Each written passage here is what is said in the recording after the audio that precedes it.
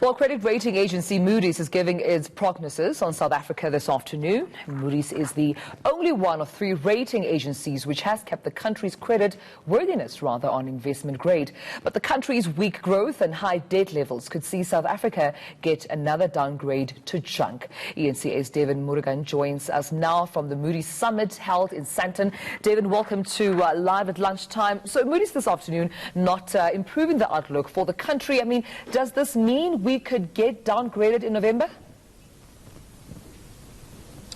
Now, good afternoon, Tamila. Not likely. Remember that Moodys has an outlook of stable for us. If anything, come November, that outlook might change to negative, but we wouldn't get a credit rating downgrade. Nevertheless, we remain on investment grade, and the Moodys, of course, today flagging a few important things. One, the fact that our growth rate hasn't improved greatly. It's got the 0.7% mark for 2019.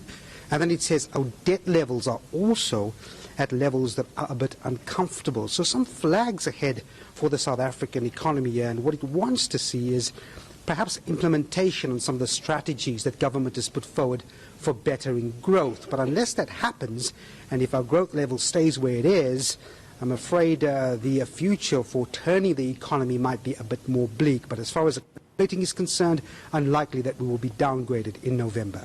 Now, Devin, I see Moodys also weighing in on the recent social unrest that we've had in the country.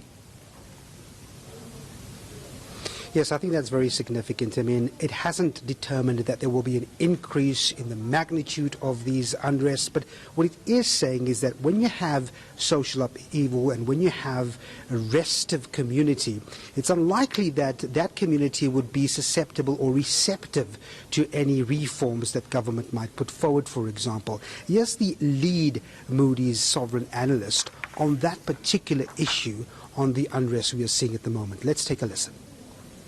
We don't assume any, significant or sizable increase and broadening of the social tensions. So, they're pretty well already embedded in our credit analysis and rating. But the main channels through which there is an impact on our assessment of credit risk is very much on reform momentum. Because some reforms may be unpopular, so when you have social unrest, it's usually not considered for policymakers as the right timing in terms of moving forward on your reform agenda. And Devin, Eskom remains our biggest risk. Yeah, look, that's the, I mean, anyone would have guessed that's the biggest risk at the moment for the South African economy.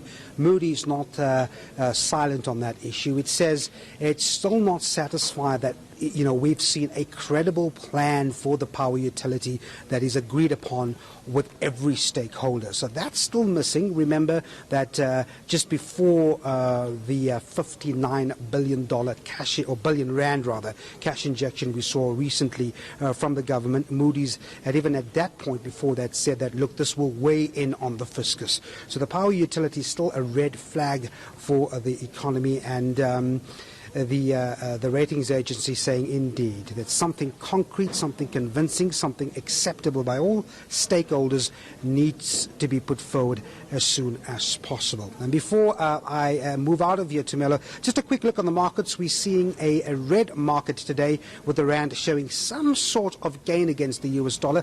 Let's take a very quick look.